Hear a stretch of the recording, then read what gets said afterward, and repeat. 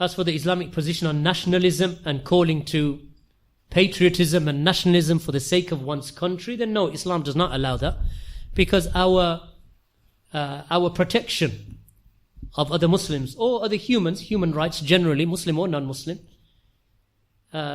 is based upon the fact that is based upon those principles of Islam.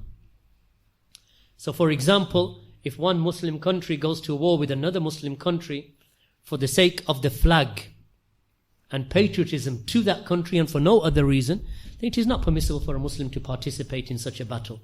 So, for example, joining an army and that army, its goal or its aims are basically that we will fight against any other country that abuses the flag of our country or the nationalism of our country, then no, a Muslim does not fight or indulge in any of that.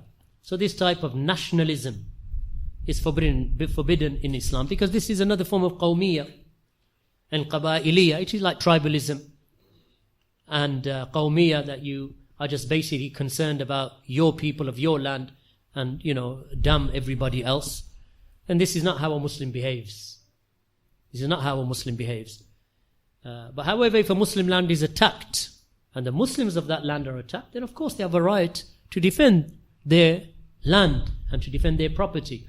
And it's allowed for them to join that army to defend their land and property, of a Muslim army, that is.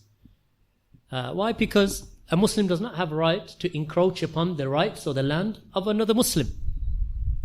So if those Muslims are living in that land and that land is being attacked, like for example when Saddam Hussein in the Gulf War in 1989 and 1990, when he attacked Kuwait, then the Kuwaitis had a right to protect themselves and defend themselves.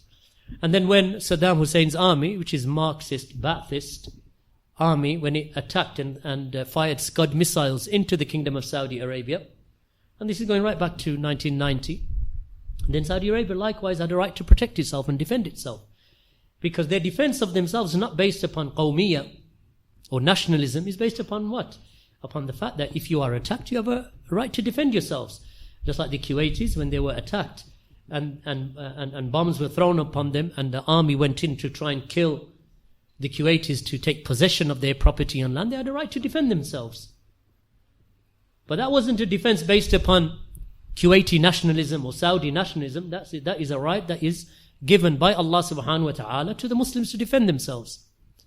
And this is why, barakallahu feekum, that we do not join Western armies, because just on a whim they will go to war with another nation, and you are compelled, if you're in the army, to join them to wage war against other nations for no other reason except that they're different to you, or they're a different color to you, or their flag is a different flag to yours.